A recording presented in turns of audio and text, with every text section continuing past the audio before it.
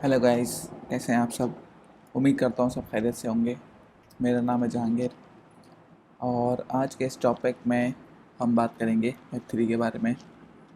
Web 3 क्या होता है, क्यों ज़रूरी है। तो चलिए शुरू करते हैं। वेब 3 समझने से पहले आपको थोड़ा उसका बैकग्राउंड जानना ज़रूरी है, क्योंकि वेब 3.0 या वेब 3 से पहले दो और एक जनरेशन आ चुके हैं इंटरनेट की, जो कि वेब 1 और वेब 2 है। तो सबसे पहले बात कर लेते हैं वेब 1 के बारे में। वेब 1 बेसिकली 1991 से 2004 तक उसकी एग्जिस्टेंस थी। वेब 1 में कुछ प्रॉब्लम्स थी, और क्योंकि वो इनिशियल एक वेब थी तो उस टाइम के लिए वो भी ठीक थी। पर आहिस्ते आहिस्ते लोगों को मालूम पड़ा कि वेब 1 से काम नहीं चलेगा, हमें थोड़ी जिद्दत चाहिए होगी इसके अंदर। तो वेब के अंदर क्या चीज़ें थी वेब 1 के अंदर, वो देख लेते हैं।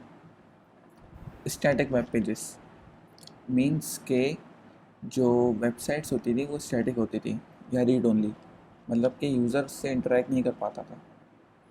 एक हाइपर लिंक का कलेक्शन होता था जिससे वो पेजेस पे नेविगेट करता था, और जो टेक्स्ट होता था वो रीड करता था। मतलब उसमें कोई यूज़र अपना आउटपुट नहीं दे पा इनपुट नहीं दे पाता था। यूज़र को सिर्फ एक आउटपुट मिलता था, वो उसे देखता था, पढ़ता था, नेविगेशन करता था, बस। कोई उसको इंटरेक्ट नहीं कर सकता था, कोई कुछ पोस्ट नहीं कर सकता था, किसी से बात नहीं कर सकता था। तो ये था स्टैटिक वेब पेजेस था इसमें। नो यूज़र इंटरेक्शन मतलब कि वही चीज़ के यूज़र इंटरेक्ट नहीं कर सकता था, कोई फॉर्म्स नहीं होते थे, कोई वो पोस्ट नहीं कर सकता था, कुछ भी नहीं हो सकता था। इमेजेस भी ना होने के बराबर थी। और ये सबसे बड़ी चीज़ है कि यूज़र उस टाइम कंज्यूमर्स थे, मतलब कि यूज़र को जो मिलता था प्रोडक्ट वो उसे यूज़ करते थे, कंज्यूम करते थे। तो जितने भी उस टाइम की कंपनीज थी, याहू हो गई, विकीपीडिया, वो सारा उनकी एक वेबसाइट होती थी और उस पर कंटेंट होता था। वो कंटेंट हम क्या करते थे, रीड करते थे, बस। यूज़र का अपना उसमें कुछ नहीं था।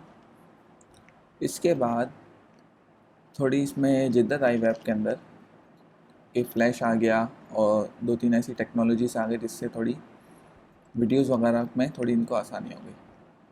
बहरहाल वेब 1 के बाद वेब 2 आई।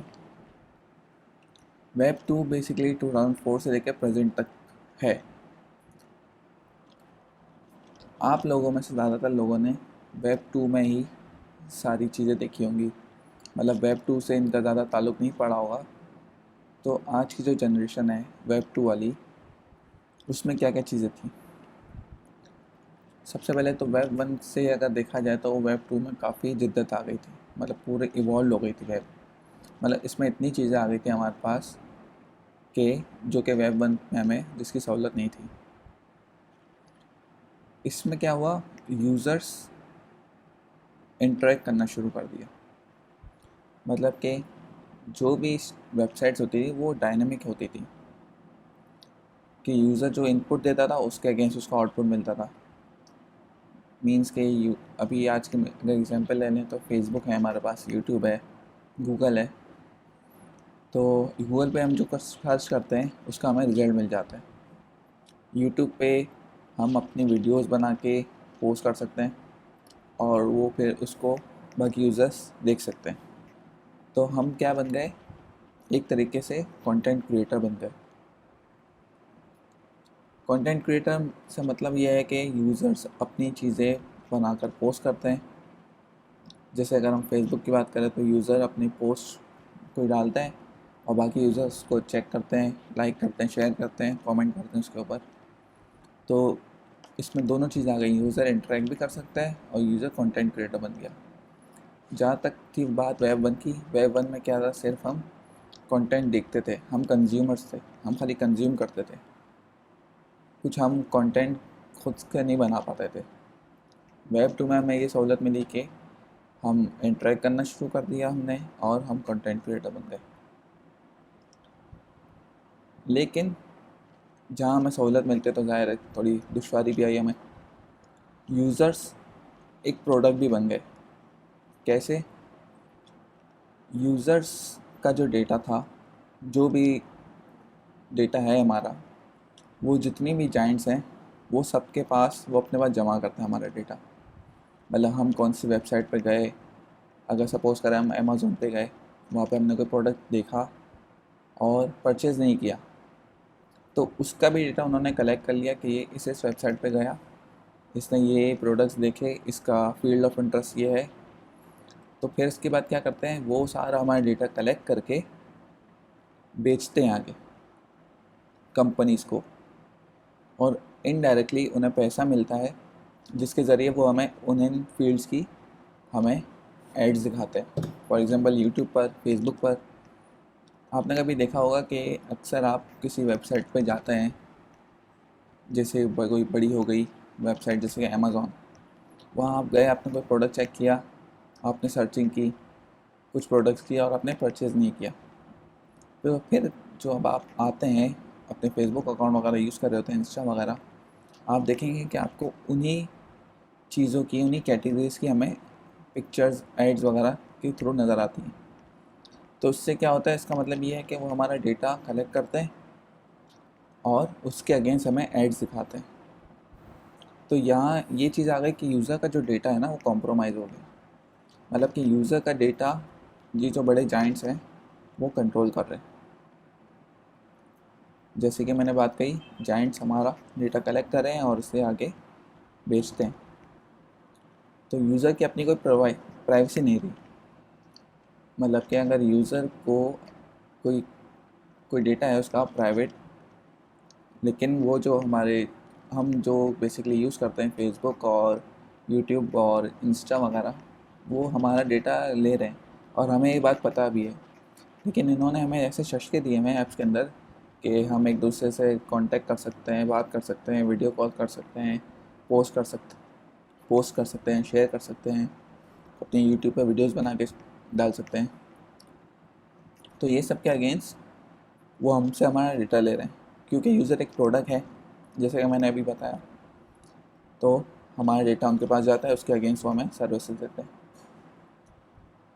लेकिन एक और अगर बात करें हम यूट्यूब की, कि वेब 2 में हमारे पास यूट्यूब है।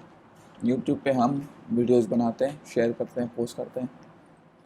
तो यूट्यूब हमें उसके अगेंस्ट, अगर आपका चैनल मोनेटाइज है तो आपको उसके अगेंस्ट पे करता है।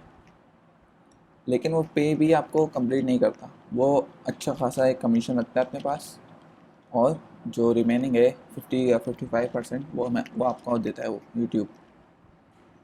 इसका मतलब ये है कि यूज़र का अपना डेटा है, वीडियो तो उसकी अपनी है ना, वो बना के देता है, लेकिन हम डिपेंडेंट हैं किस पर, यूट्यूब पर। तो यूट्यूब पर हम डिपेंडेंट है तो यूट्यूब अपना शेयर रखता है और यूट्यूब हमें फिर उसके अगेंस्ट पैसे देता है, लेकिन वो अपना शेयर ज़रूर रखता है। वेब 2 में कुछ और मसले मसाइल हैं, जैसे कि हम डिपेंडेंट हैं इन जाइंट्स के ऊपर। हम यूट्यूब पर डिपेंडेंट हैं, हम गूगल पर डिपेंडेंट हैं, फेसबुक पर डिपेंडेंट हैं। तो वो जब चाहें, ट्विटर हो गया, कि अगर हम सपोज़ करें कोई पोस्ट ऐसी करते हैं जो उनको पसंद नहीं आई है, उनकी पॉलिसी के ख़िलाफ़ है, तो वो हमारा पोस्ट डिलीट कर सकते हैं, वो हमें बैन कर सकते हैं। तो हम बेसिकली उन पर डिपेंडेंट हैं, हमें उनके शराइत मानने पड़ेंगे, अदरवाइज़ हमारा डेटा कॉम्प्रोमाइज़ हो जाएगा, हमारा अकाउंट कॉम्प्रोमाइज़ हो जाएगा। सपोज़ करें अगर आपका यूट्यूब का चैनल है जो अच्छा खासा ग्रो कर चुका है, जिस पे मिलियंस टू मिलियंस यूज़र्स हैं और सब्सक्राइबर्स हैं आपके, लेकिन अगर आपसे कोई गलती हो गई तो यूट्यूब आपको बैन कर सकता है और आप कुछ कह भी नहीं सकते कि मुझे रिकवर, कुछ सिनेरियोज में हो जाता है रिकवर, लेकिन बात कहने की ये है कि अगर वो चाहें तो वो ना दें आपको आपका अकाउंट वापस। वो कहेंगे भाई ये तो हमारा प्लेटफॉर्म है, हम जो चाहें हम करें, आप कुछ कर नहीं सकते उनके खिलाफ़। तो ये सारी वजूहत थी, जिसके बाद हमारे पास आता है वेब 3। वेब 3 में क्या है हमारे पास, वेब 3 में जो इंटरनेट है वो बिल्कुल इवॉल्व हो गया। यूज़र्स जो हैं ओनर बन गए।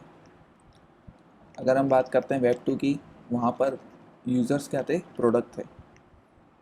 यहाँ पर यूज़र्स ओनर हैं, मतलब उनका जो भी डेटा है, वीडियो है, वो उसके ओनर हैं।